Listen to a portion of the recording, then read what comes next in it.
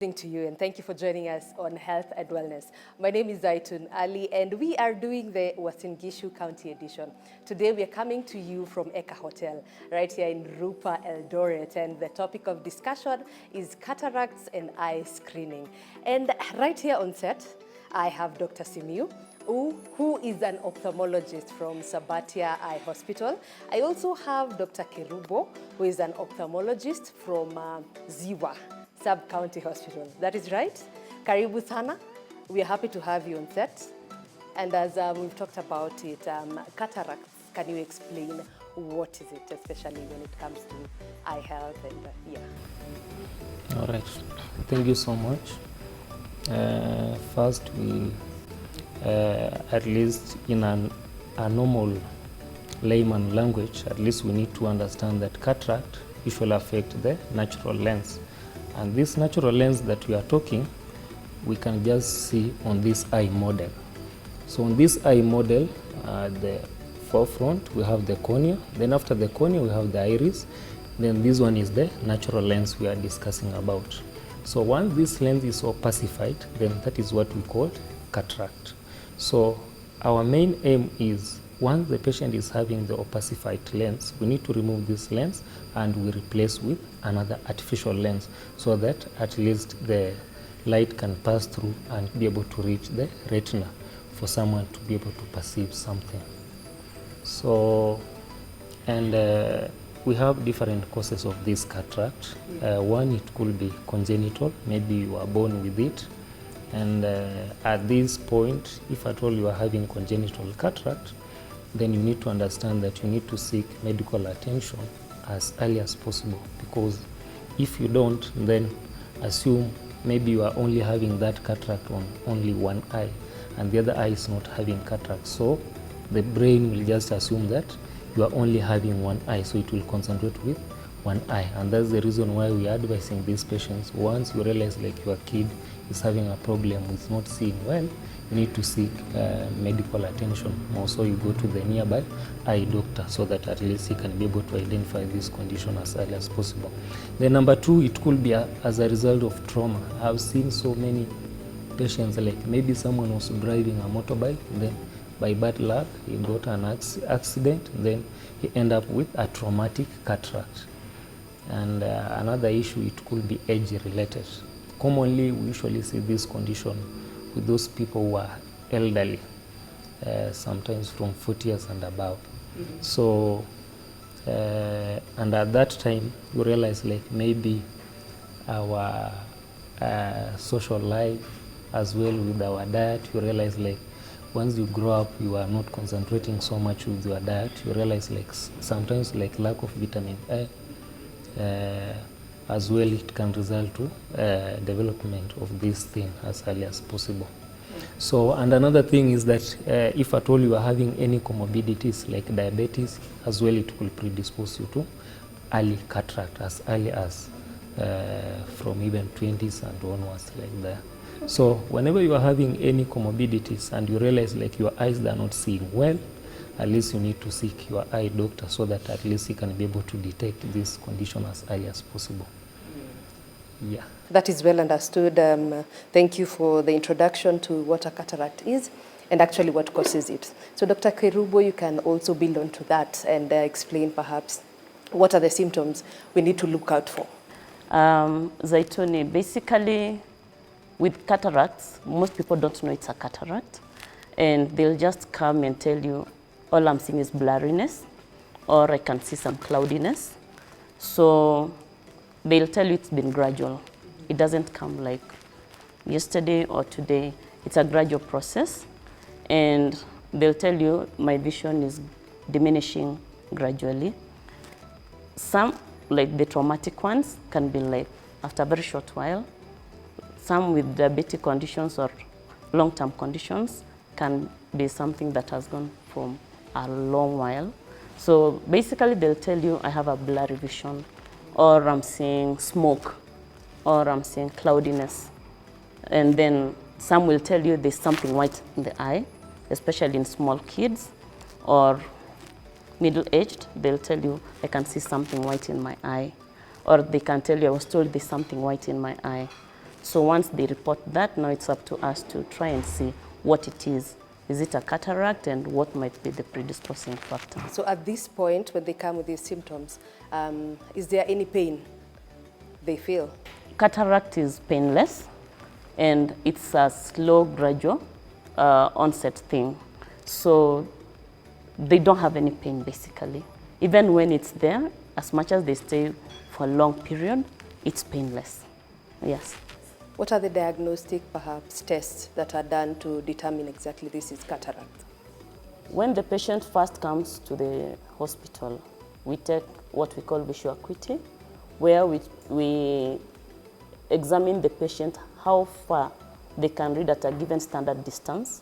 So some of them can be clear and some cannot be much clear. So you pick from there. Then once you've taken the vision now, we examine the eye. Then we have eye drops we put and dilate the eye.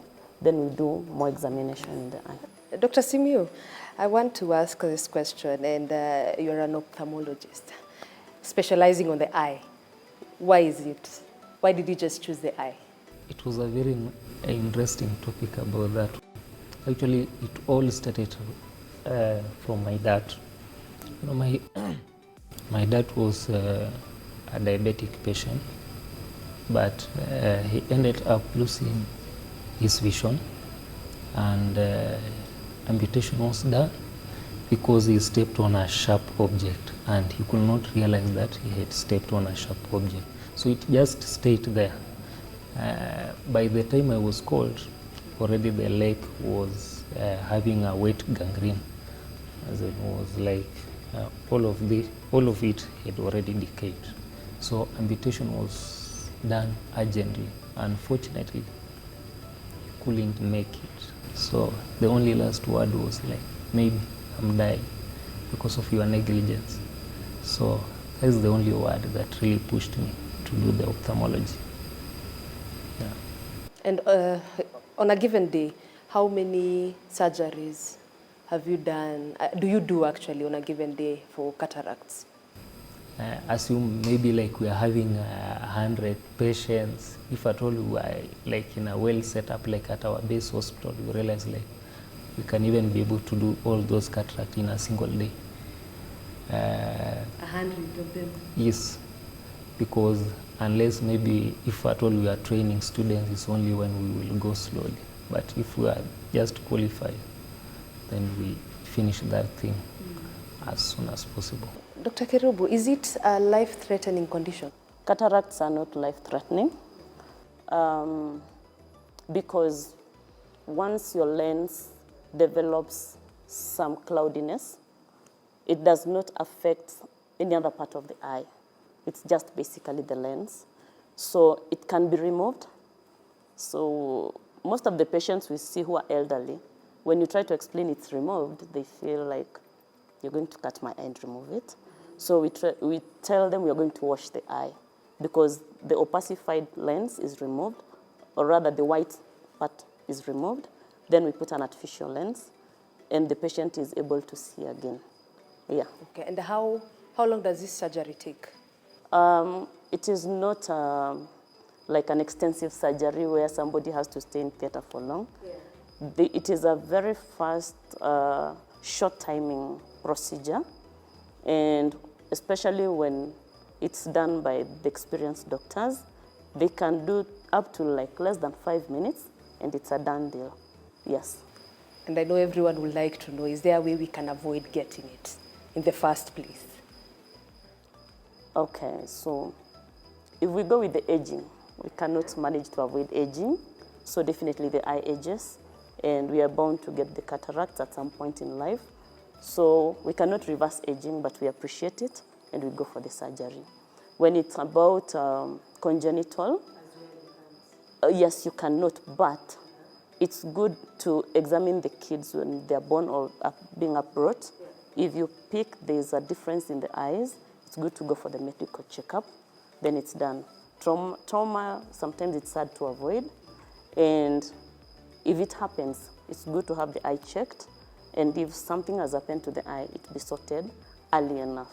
That's maybe the only way we can try to avoid the cataracts. Okay, thank you. And at this point, I'd like to engage the audience. We want to have this segment of Ask Your Doctor Anything. It could be about eye screening, it could be about cataract surgery, or any other health issue that you may have. So I throw it to the other side. Welcome to my audience. Karibuni. I am Judith. Thank you for this opportunity to ask the doctor. As you can see, I wear glasses, which means I have issues with my eyes. And I think all my life I don't remember having an eye checkup anywhere. And I only discovered when I had to do it for a driver's license. And now one is that how do you sensitize people to have eye checkups regularly so that some of these issues can be arrested early rather than when they come to the clinic. You know, by the time somebody is coming to the clinic, they have suffered from that condition for a long time. That is one. And then number two is I want to know if you have any issue with your eyes. How many minutes do you... I have an issue with my eye. I think I was told I have something that is growing inside my eye, but I've been scared to have surgery. And sometimes I don't know who is an ophthalmologist and who is, most of the time you go and they tell you, okay, glasses. That is all we get to know. We don't know what happens here in the middle or how that decision was arrived at. We are not told what our condition is. You know, like this, I remember I walked into an eye doctor, and all they did was checked my eye and told me you need glasses. I didn't even know what my issue was. So even now, I was told there's something growing in your eye, and they told me, do you get headaches? I say, no, I don't get headaches. Oh, okay, but you need surgery. Thank you so much for those two questions, Judith. And the first one, you can just decide who is going to answer what. And also think she was asking the difference between an optician and an ophthalmologist. Who is who? And at what point do you guys come up with those diagnoses? Thank you, Judy, for your question. So I'll answer your first question, where you asked, how are we trying to get to the people to know that they're supposed to come for an eye checkup, or rather how often they should come for their eye checkup. So first thing, like in our facility, we are trying to implement school screening program, whereby we'll go individually to the schools and screen all the school kids, in spite of the age, in spite of the class, whether they have the eye conditions or they don't have. Because through that, we can easily pick so many conditions from kids who are in school, and most of the parents don't know. Then we try to sensitize the community by informing them that we have medical facilities within the community where they can get attention to. So like in our facility, we have a routine eye checkup for all diabetic hypertensives. So every time they come for their clinic visits, they're sent to the eye unit to have their eyes checked, and they are given the outcomes. So that is how we try to get close to the patients to have their eyes checked. Yes. Maybe just additional on that, you realize like for those people who are diabetic, if at all you are not having any problem, according to our guideline, at least on a yearly basis, you need to check your eyes at least once. But if at all you are having some complication at the back of your eye, depending on our classification, then we usually have different visits. Either we can start like maybe after 3 months, maybe after 6 months, depending on how your eyes are. And that one is only being determined after doing what we call fundoscopy. As in, what we mean by fundoscopy is that we are actually checking at the back of your eye to see the retina. Remember, you are a diabetic patient. It's very easy for you, like, even to start having some bleeding at the back of the eye. Reason being because of high sugar level. It's more of like excessive nutritional supply. So what will happen on the eye is that the eye can easily start forming some new false blood vessels. And these new blood vessels, they easily bleed. Even on just a small knock, you can easily end up having even sometimes bleeding going into the vitreous, and at that point it can easily interfere with your vision. And why are we insisting on that? Reason being, if you will have that bleeding, the management is too expensive, and you realize like maybe the NHIF will only pay for the first 3 injections. Maybe you need some injection and some laser treatment, and all these, they are very expensive. Just assume like you are just getting an injection, a single injection at 40,000, and maybe you need like 6. So you see, you will end up, and maybe you are having a problem on both of your eyes. Okay. Yeah. Again, as well, even for those people who are hypertensive, as well, we encourage them at least to be able to control their pressure as well, because as well, if you are not controlling your pressure as well, you can easily end up as well with bleeding. As well, even maybe the artery or the vein at the back of the eye can easily like burst and start having that bleeding at the back of the eye, which will interfere with your vision. So with all those conditions, like we are kind of like working in hand with the physician. Whenever the physician is seeing a patient who is hypertensive as well, who is diabetic, once in a while they need to advise this patient at least to see the eye doctor. Now, you are asking that you went somewhere and you are just told that you need glasses. And that's the reason why we are advising the patient, like, you need to know where you are being treated. Like, who is your doctor who is treating you? And you realize, like, we are actually having a lot of shops around who are just selling glasses. You just go there and then they give you glasses. I have even seen some patients being given glasses even with cataract. Then you end up operating the eye. Again, you need to give the patient a new glasses. So ideally is that at least you need to go in a well set up institution. At least they need to start, like, once the VA is taken, you are taken to the doctor. At least the doctor needs to examine you on a slit lamp. At that point, at least the doctor will be sure whether the doctor will ask you several questions, whether you are diabetic or hypertensive, and again he checks on your eye. And at that point, once he's sure with the anterior segment, what we mean by the anterior segment, with the slit lamp, I can be able to visualize the eye up to almost to the lens without using any lens. Up to that point, I'm only using a slit lamp. So up to that level, sometimes with the experience, I can even be able to see even that small cataract that is beginning at that point. If at all it's not that significant, then at that point I will send you to refraction unit to an optometrist who will check your eyes to see whether truly you need glasses or you need further examination. Assume like you go to the refraction and your eyes are not improving. So the optometrist will send back the patient to me, and now I will check on the result. I realize like your eyes are not improving. Then at that point is when now I will dilate your eyes. I put there the dilating drops for me now to be able to do fundoscopy to examine at the back of the eye. So maybe with your age, now that you have said, we don't know whether it is a cataract or maybe you are either having what we call age-related macular degeneration. Because at that, sometimes maybe you are not having a cataract and your vision is not improving, and maybe the problem is around the macular region. So, and all these things as well associated with the diet that you are taking. Like maybe the cells now that are aging, they are not able to break down vitamin A well. So you end up now having that what we call age-related macular degeneration. So all those can just be done in a clinic. Though we have different cadres as well, ophthalmologists, we have clinical officers of ophthalmology, we have nurses, ophthalmic nurses, we have the optometrists, then we have these people we call opticians. Opticians are those people who are only cutting glasses.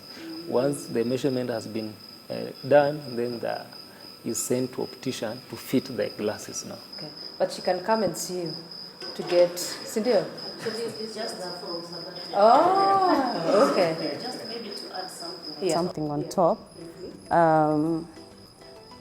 One thing we can empower our patients is to know that they have a right to ask what problem they have, what the doctor has seen, they explain, they understand, so that even if they are told, now this is what we found out, you're going for refraction, then they can know.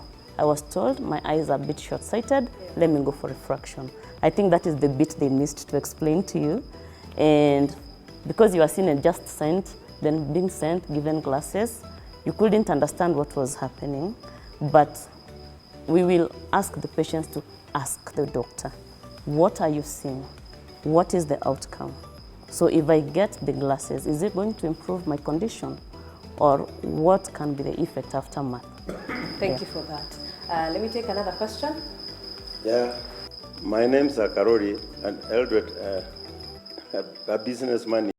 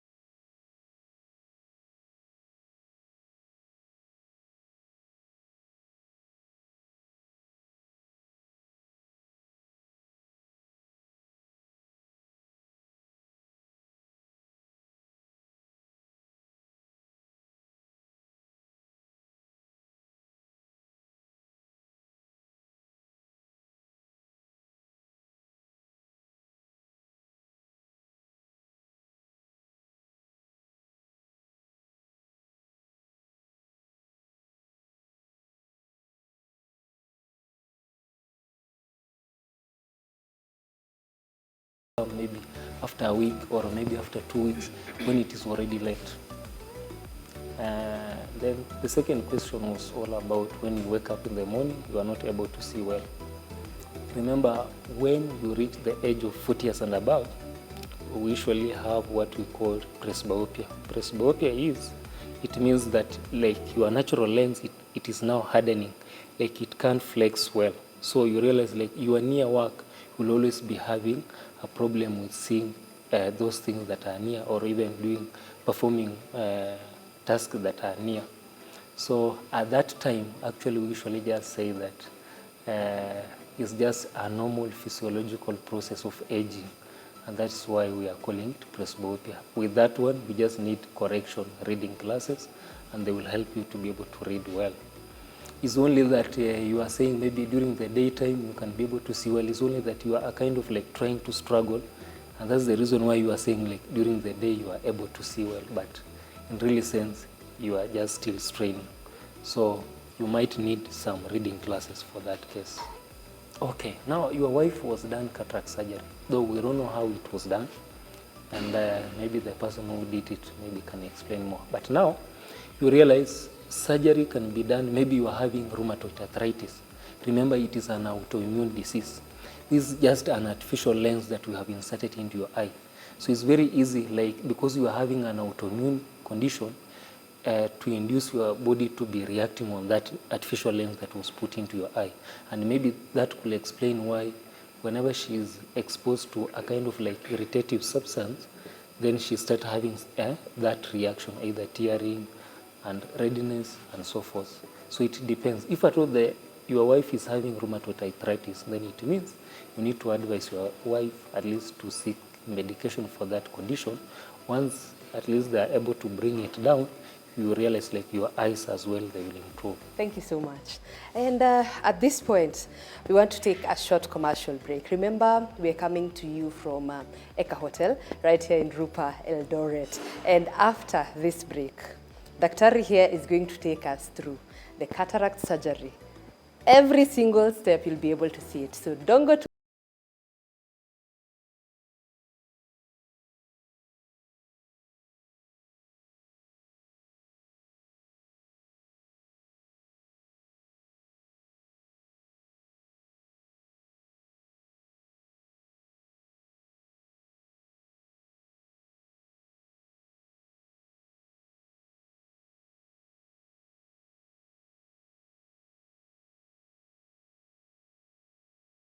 Welcome back from the break. If you're just joining us, remember this is Health and Wellness. My name is Zaitun Ali and we are in Uasin Gishu County and this is the Sabatia Eye Hospital. So right now you're seeing the gears have changed. We want to be told how the surgery for the cataracts is going on. And Dr. Simiyu right now will take us through. All of us will go to the theater, but first and foremost you need to explain to us the procedures before now we go to the theater. Thank you so much. Karibu. Okay, thank you so much. Yes. Now, like here, already the preoperative techniques have been already done outside there. The patient has already been cancelled. We have agreed on the eye that we need to operate. Like for him, we are operating the right eye. You can see the sticker is there on the right eye. So once the patient comes here already is aware with the eye, then we need to localize that eye. Actually, our surgeries we usually do when we are, when the patient is just, we don't sedate the patient fully. It's just on that particular eye alone. If at all the patient are adult, like our patient that we are having here now. So once we localize our patient here using lignocaine, we have lignocaine there. Okay.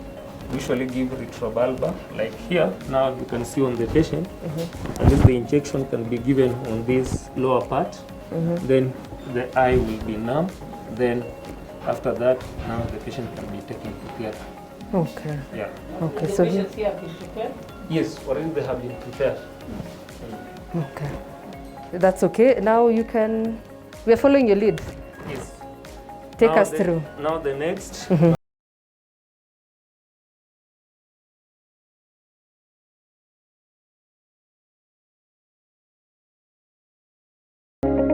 Now already the patient is on bed in a supine position, and the eye, they have already exposed the eye. We usually have a small instrument that we call a speculum that usually exposes the eye.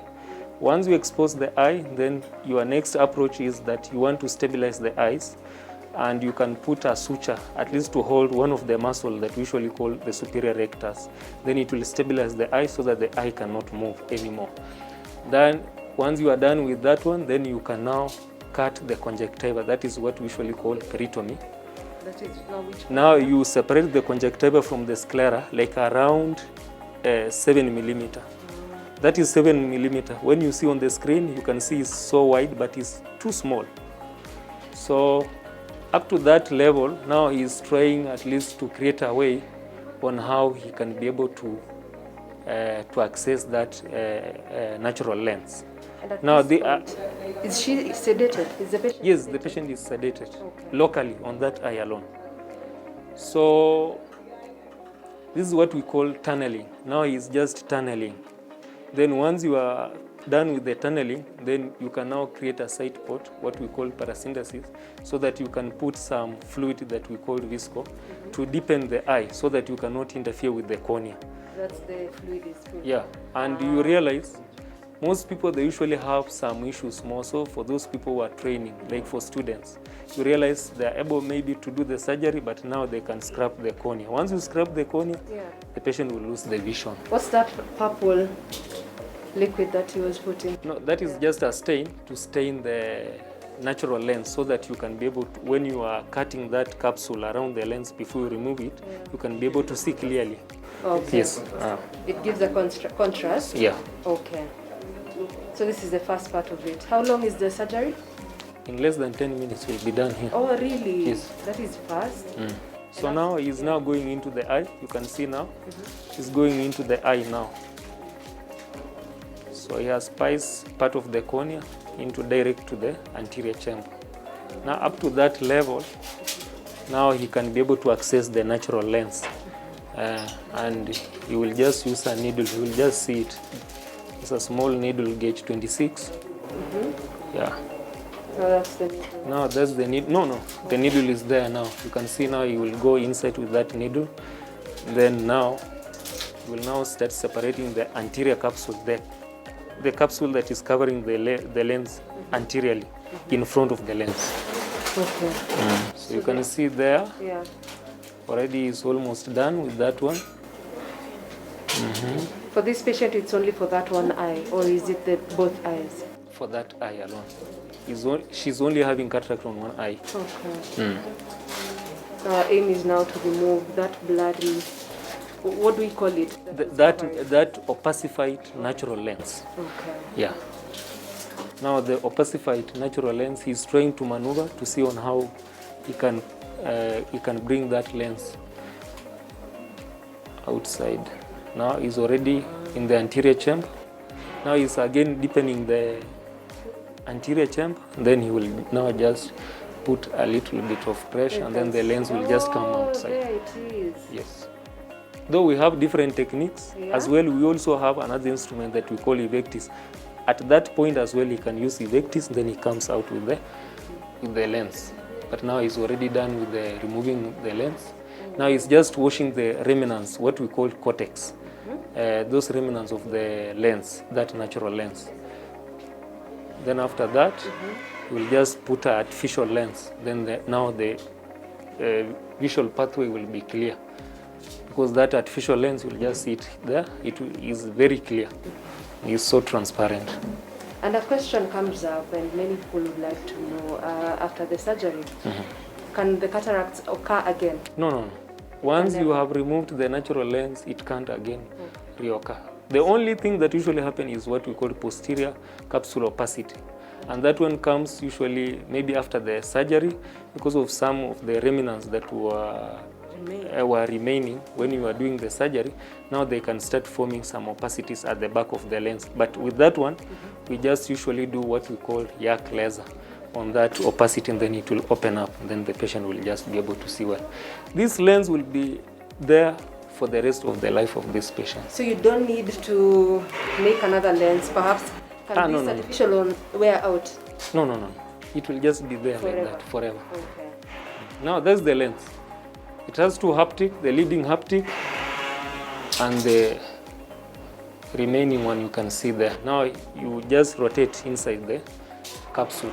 You realize like when he was doing anterior capsule, he was just cutting something that is anteriorly. Then posteriorly, the capsule is still there. And that posterior capsule is the one that will hold that artificial lens. Okay. Yeah. So at this point, has he put the artificial one? Yes, that This is the one artificial is it lens. now? Yeah. So at that point, you need to be keen, because at that point is when you can easily even drop that artificial lens into the vitreous. And Or to a with that position one, where it's not supposed to be. you can piece the posterior capsule. Then once you piece the posterior capsule, then that is now a serious complication that artificial lens now can drop inside the vitreous. So our doctor is in full concentration. Yes. Hi, Dr. And another already question it's done. also, it comes to mind. For this one, it will restore the vision. Yes. What happens when you put an artificial one and the vision is not yet restored?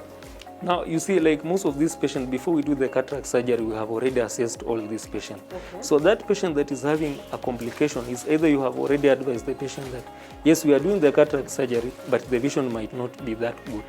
Reason being is either maybe you're having age-related macular degeneration, or either you're having macular scar, or maybe there are some serious issues that are at the back of the eye. But if you are told the patient is not having any serious issues, then the patient needs to see clearly.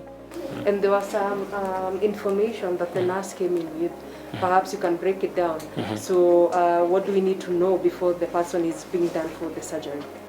Yeah, now we usually have what we call preoperative preparation.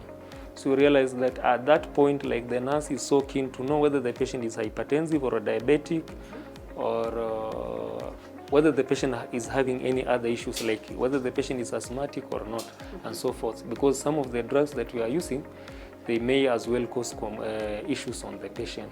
So once you are sure with that, we usually have a checklist before the patient comes in. And that checklist, the nurse will check.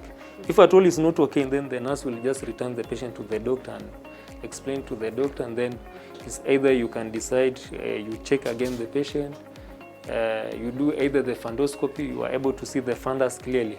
That is the retina. You can be able to visualize the retina very well. If at all is having a serious issues that you realize that the patient will not benefit that much, then as well you can decide to cancel the surgery and advise the patient that yes, we might do the surgery, but you might not be able to see clearly. And is there a point that you have to measure perhaps the artificial and the original lens so that you can... Yes, we do. Actually, we usually do that one. Like for us, we usually have what we call IL master. That is the biometry machine. Once the patient is inside here, like you can realize like those patients that are coming here and then they are being taken to another room that we call refraction room. So there we usually have like an auto refractor. So that auto refractor can sometimes determine the what we call keratometry reading for the cornea. Like we want to know how the cornea is, the thickness and so forth. Okay. So once we are done with that, then we'll come to this biometry machine. We insert those K readings, keratometry measurement. Then now, using the eye of that patient with a probe, it will now calculate that intraocular power that is supposed to be inserted compared to that the natural one that is being removed. So at least it will be almost accurate up to that calculation. Yeah. Well, right now it looks good. So what happens to that? I can see the procedure is done already. Yes, it's done. What is he doing right now?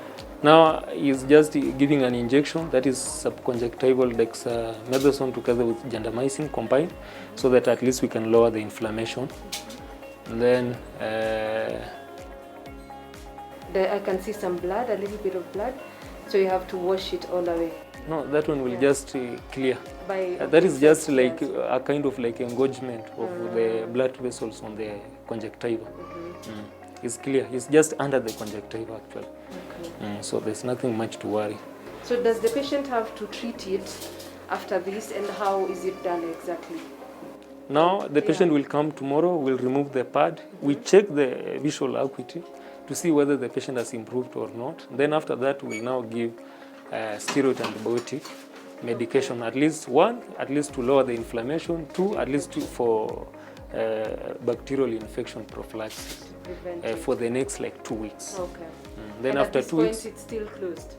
No. Bandage, okay. No. Tomorrow we'll just remove the bandage and then the patient will just be left like that. And when you shower, those who wash No, their we usually advise the patient at least to avoid soap around the eyes, maybe for the next like 3 months. So you wipe it with what? Warm water or just cold normal water?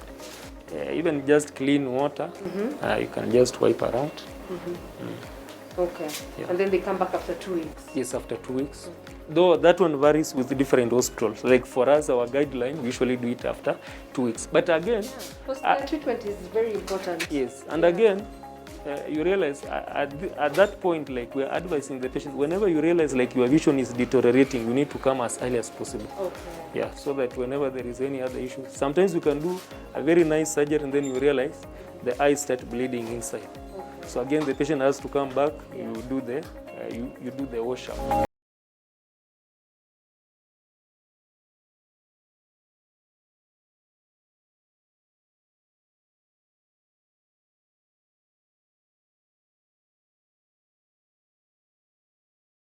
Surgery, you can see it has went very successfully. We're expecting you to see well tomorrow. So from today henceforth, in the next like 2 weeks, we are advising you not to sleep on the side that it was operated on. So you have to sleep facing on the other side. And again, once we remove the bandage tomorrow, avoid anything that is irritative around your eyes. Some of them that are like soap.